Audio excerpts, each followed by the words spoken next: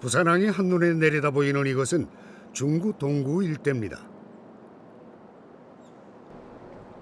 부산의 어느 곳보다 오래된 역사를 간직하고 있죠. 구한말까지만 해도 이것을 전부 초량으로 불렀습니다.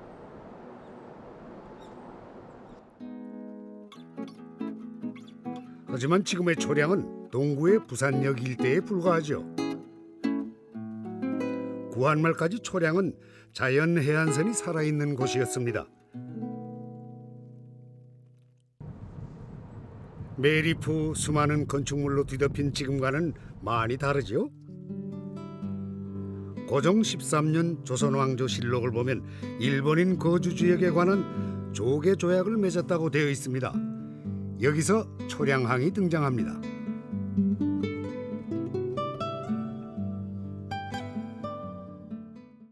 지금 우리가 부산에서 초량이라는 지명은 부산역 일대를 일컫는 그런 말로 저희들이 이제 다들 생각하고 있습니다. 하지만 구한말까지 초량이라는 그 지명은 남부민 방파제에서 그 남포동을 거쳐서 그 영주 사거리에 이르는 전체적인 해안을 다 초량이라고 불렀습니다. 그것을 초량항, 즉 초량목이라고 불렀던 그런 지명을 가지고 있었습니다. 그렇다면 초량이라는 말은 언제부터 등장했을까요? 조선 숙종 때의 지도를 보니 목도, 그러니까 지금의 용도가 보이고요. 맞은편의 넓은 지대가 전부 초량이라고 되어 있네요.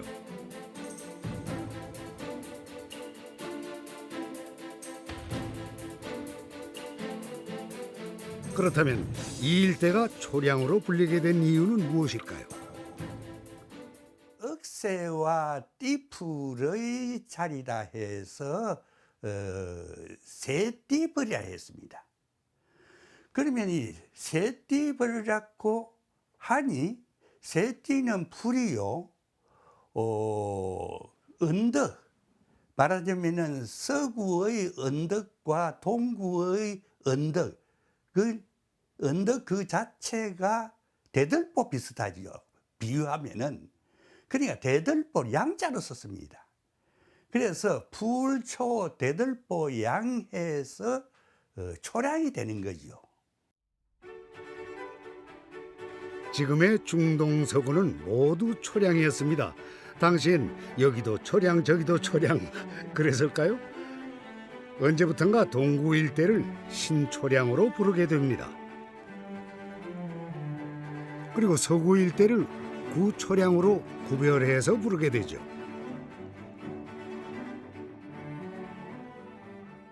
다 같이 초량이라 이렇게 하다 보니 그 혼동이 됐단 말이죠. 혼동이 되니 이 동래부에서 부민동 쪽에서 암남동까지를 구초량이라 했습니다. 그리고 초량에서 영주동으로 남으로 내려와서 동강도로 내려오는 그 언덕바지를 신초량이라 했습니다. 그래서 구초량 신초량이 됐는데,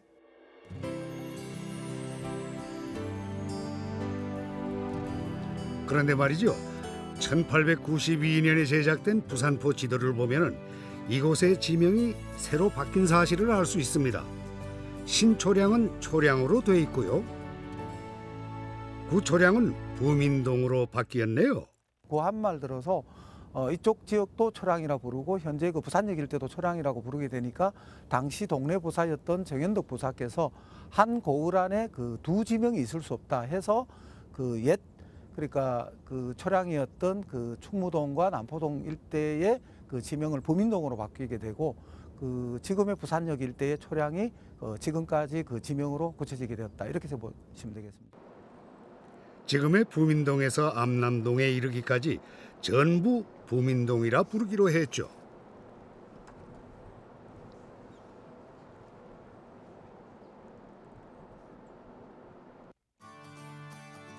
그럼 부민동의 범위는 어디서부터 어디까지였을까요? 지금의 아미동, 충무동, 초장동, 남부민동을 아우르는 서구의 대부분 지역이었습니다.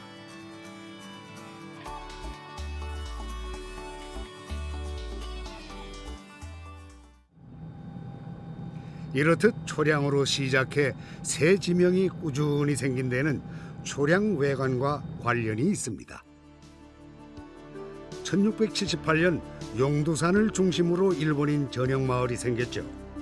초량 안에 지어졌다 해서 초량 외관이라 불렀습니다.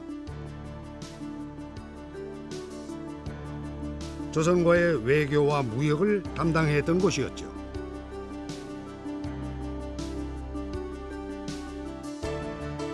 개항 후에는 일본인 거주지로 성격이 바뀌면서 우리 곁에 남아있게 됩니다.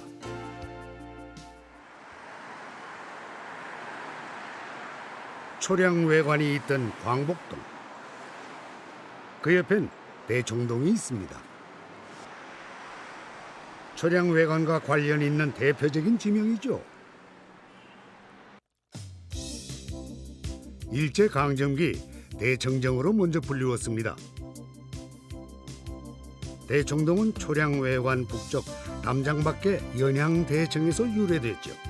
연양대청은 일본 사신을 맞이해 동네 부사가 연회를 베풀던 곳입니다. 임진왜란 이후의 일본과의 외교는 동네에서 전적으로 맡게 되었습니다. 역사적으로 보더라 해도 임진왜란 이후에 일본 사실이 서울 한양에 간 적은 없습니다. 그렇게 하나의 사신이 외교 절차를 밟는 데에는 동네부에서 할 수도 없는 것이고 외관에서도 할 수 없습니다. 영빈관이라 할까 하는 그와 마찬가지의 것이 지금 영양대청을 동네에서 국가에서 세웠습니다. 일본 사신을 맞이하는 행사를 그린 그림입니다. 동래부 읍성에서 출발해 부산진을 지나 초량 외관으로 들어갑니다. 일본 사신들은 조선 왕을 모신 전패에 절을 올렸죠. 그 연향대청은 아주 컸습니다. 그러할 때는 동네에서 아주 행렬이 그 대청, 영양대청까지를 행렬이 아주 화려하게 이루어졌습니다. 그 자리이기 때문에 대청동이라고 한 것입니다. 네.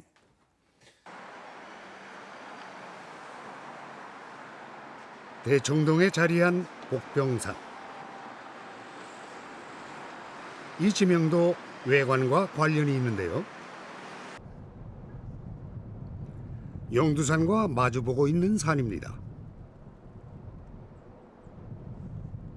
이 이름에는 어떤 의미가 있을까요?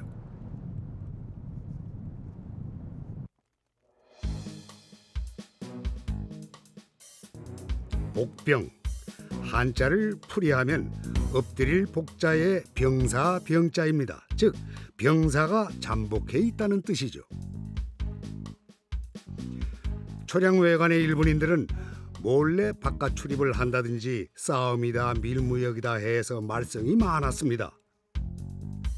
이런 문제를 막기 위해 외관에서 동네로 통하는 산에 6군데의 복병막을 세운 겁니다.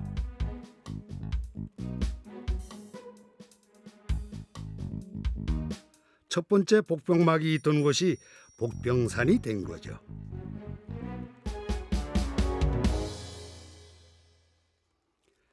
지금은 기상관측소와 남성여자고등학교가 자리한 작은 산에 불과하지만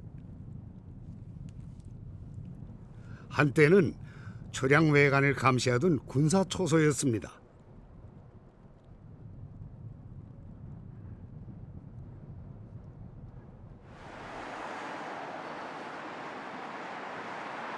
부산역과 부산진역 사이의 도로변입니다.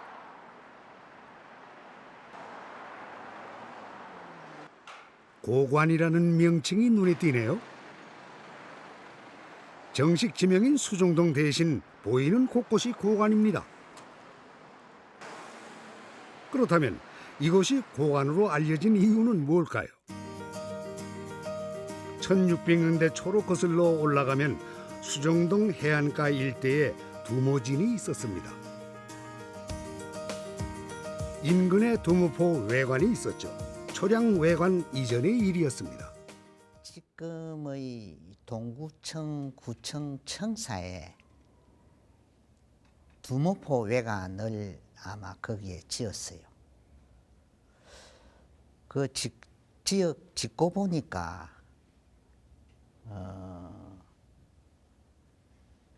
두모포 외관 그 안에 부산진 첨사영이 거기에 있었는데 거리가 너무 가까워서 뭐 국가 기밀이나 어떤 정보가 외관에 흘러들까봐 외관을 좀 멀리 떨어져서 좀 옮겨야 되겠다 이래서 조선 정부와 동래부에서는 생각을 했는데 1678년에 이 외관을 용두산, 옛날에는 그 소산이라 했는데 거기로 옮겼어요.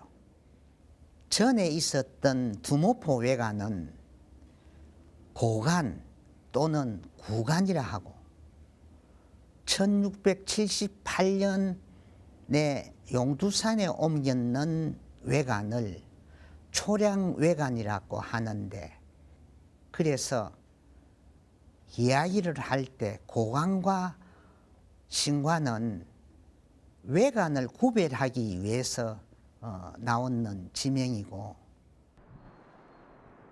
구 외관이 있던 부산포 일대는 바다와 내륙의 관문으로 기능이 강화됩니다. 그리하여 1490년 그 주변에 부산진성을 쌓게 되죠. 하지만 임진왜란으로 허물어지고 왜군들이 그들 방식대로 외성을 새로 쌓았습니다. 이름은 부산진지성. 우리가 잘 알고 있는 자성대입니다.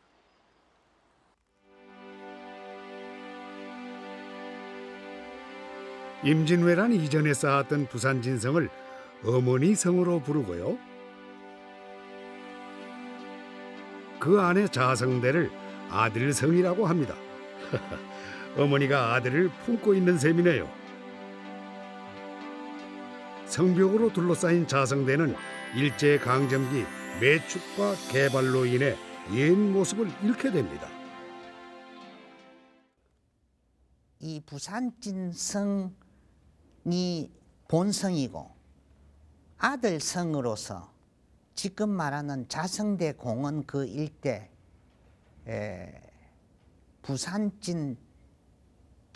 부산지성이 만들어졌지요.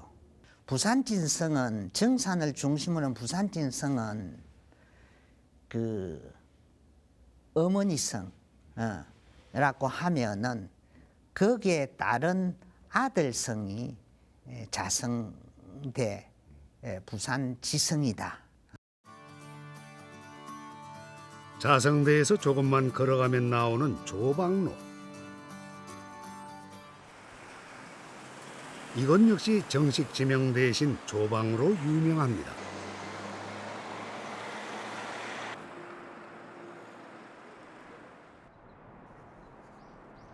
조방은 범일동 자유시장에서 부산 시민회관 일대 전부를 일컫는 곳입니다.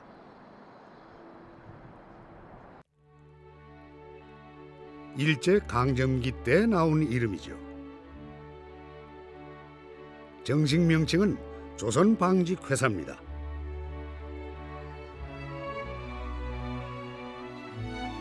(1917년) 일본은 4만 평 대지 위에 건물수 54동에 이르는 방직공장을 세웁니다. 부산에서 가장 큰 규모였습니다.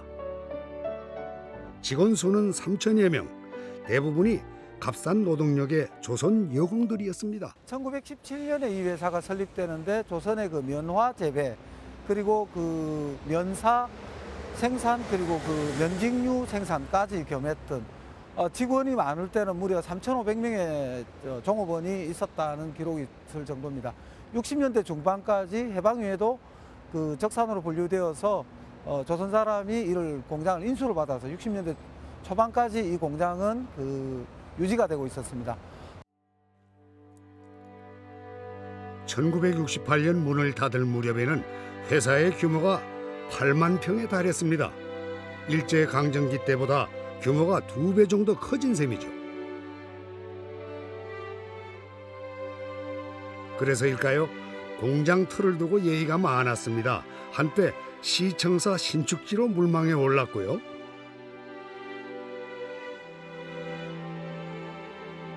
자유시장과 평화시장이 들어서면서 60년대 부산 경제를 주도했었죠.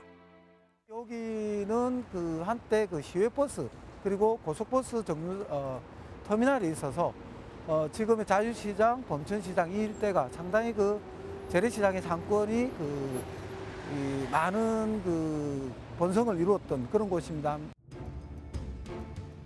1945년 일본이 패망하자 일본인들은 급히 귀국길에 오릅니다.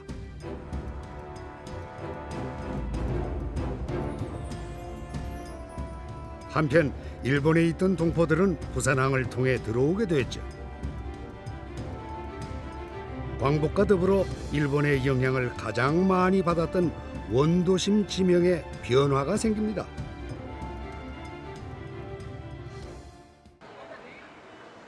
대표적인 곳이 광복동입니다.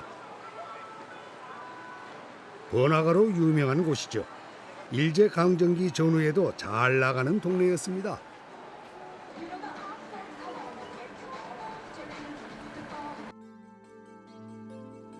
당시 일본인 거주지로서 광복동 이름은 변천점, 광복로는 장수통이었습니다. 세월이 지나자 상업 중심지로 번창했죠. 일본인이 가장 많이 살던 곳에서 맞이한 광복은 의미가 깊었을 텐데요. 부산에 있는 일본 사람뿐 아니라 그 전국에서 온 일본 사람들이 광복동을 준비를 해가지고 갑니다. 그리고 광복을 맞아서 일본이고 남양의 여러 곳에서 돌아오는 사람들은 부산으로 돌아옵니다. 그러면 기안동포가 돌아오는 것도 부산의 광복동입니다. 그러면은 광복을 보고서 광복이 일본 사람들이 가고 우리나라 사람이 오고 하는 광복의 하나의 오간 절차, 말하자면은 나라가 되돌아왔다는 것을 가장 적확하게, 가장 분명하게 드러낸 것은 광복동입니다. 부산의 광복동처럼 광복의 빛을 드러낸 곳이 어디냐 한번 생각해 보십시오. 광복동처럼 광복의 보람을 본 자리는 없습니다. 그러니 광복동이라 한 것이요. 네.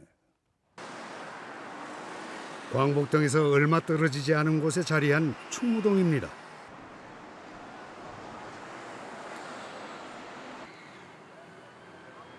이곳 지명 역시 의미가 있는데요.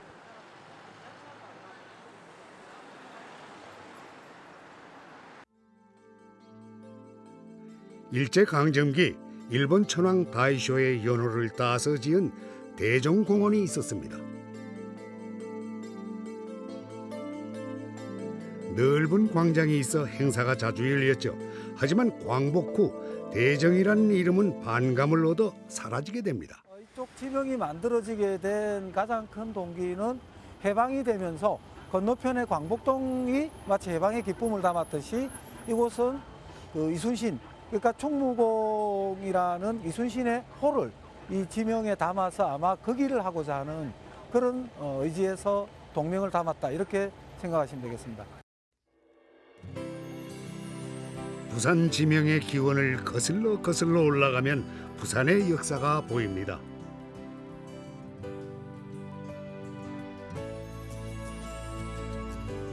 지명은 지나온 세월만큼 수많은 얘기를 품은 채 우리 곁에 남아 있습니다.